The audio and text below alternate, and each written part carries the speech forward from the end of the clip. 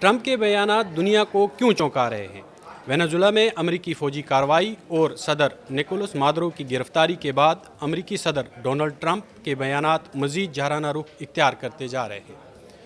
इस बार मामला किसी रवायती हरीफ रियासत का नहीं, बल्कि अमेरिका के एक पुराने इत्तेहादी नेटो रुकन ममालिक डेनमार्क के ज़ेर एहतमाम खुद मुख्तार खित्ते ग्रीनलैंड का है। न्यूज़ 18 की सोशल मीडिया प्लेटफॉर्म पर आपका खैर मकदम है और मैं हूं आपका मेज़बान इरफान रैना। वेनेजुएला के बाद ग्रीनलैंड को लेकर ट्रंप के बयानात आने शुरू हो गए हैं। ट्रंप का कहना है कि अमेरिका की कौमी सलामती के लिए ग्रीनलैंड पर कंट्रोल हासिल करना नागुज़ीर है। एक ऐसा बयान जिसने यूरोप और अमेरिका दोनों में सफारती हलचल मचा दी है। ट्रंप आखिर ग्रीनलैंड क्यों चाहते हैं? ट्रंप के मुताबिक आर्कटिक खित्ते की तेज़ी से आलमी ताकतों की तवज्जो का मरकज़ बन रहा है। उनका दावा है कि ग्रीनलैंड के गिर्द रूसी चीनी बहरी सरगर्मियां बढ़ती जा रही हैं, जो मुस्तकबिल में अमेरिका की सलामती के लिए खतरा बन सकती हैं। इनके बकौल डेनमार्क ग्रीनलैंड को मौसर तौर पर संभालने की सलाहियत नहीं रखता है, इसलिए अमेरिका को वहां अपनी मौजूदगी मजबूत करनी चाहिए। हकीकत यह है कि ग्रीनलैंड जगराफी तौर पर शुमाली अमेरिका के करीब है, मगर सियासी तौर पे यूरोप से जुड़ा हुआ है। यही माले वकू इसे गैर मामूली स्ट्रेटजिक अहमियत देता है। यहाँ नायाब मादनियात, यूरेनियम, तेल और गैस के वसी ज़खायर मौजूद हैं, जबकि ग्लोबल वार्मिंग के बास बर्फ़ पिघलने से इन वसाइल तक रसाई आसान हो जाती है। यही वजह है कि अमेरिका, रूस और चीन तीनों की नज़रें आर्कटिक पर जमी हुई हैं। डेनमार्क के वज़ीर आज़म मेटे फ्रेडरिक्सन ने ट्रंप के बयान को तौहीन आमेज़ और नाकाबिल कबूल करार दिया है। उनका डेनमार्क मौक़िफ़ ये है कि ग्रीनलैंड फ़रोख्त के लिए नहीं है।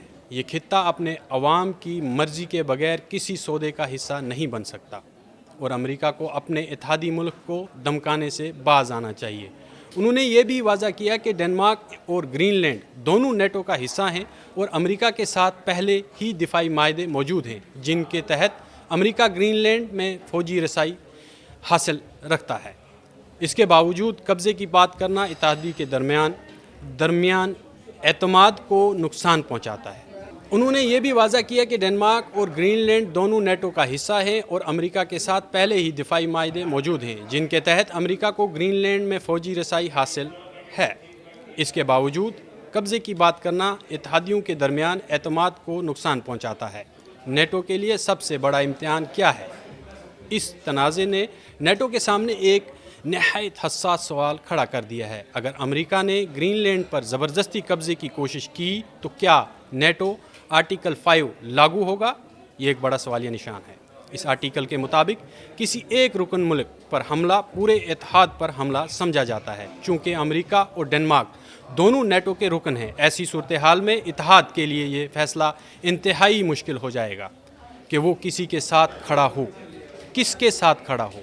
किसी एक के साथ, या अमेरिका के साथ, या यूरोप के साथ में, क्योंकि वेनेजुएला पर इससे पहले ही अमेरिका हमला कर चुका है और अब ग्रीनलैंड को जो ट्रंप साहब हैं उनकी धमकी आ चुकी है। सोशल मीडिया और लातीनी अमेरिका में बढ़ती कशीदगी की अगर बात करें तो ये तनाज़ा उस वक्त मज़ीद संगीन हो गया जब ट्रंप के डिप्टी चीफ स्टाफ की अहलिया कैटी मिलर ने सोशल मीडिया पर ग्रीनलैंड को अमेरिकी परचम के रंगों में दिखाते हुए जल्द ही के अल्फाज के साथ पोस्ट किया, जिसे डेनमार्क की खुद मुख्तारी के लिए खुला चैलेंज समझा जा रहा है।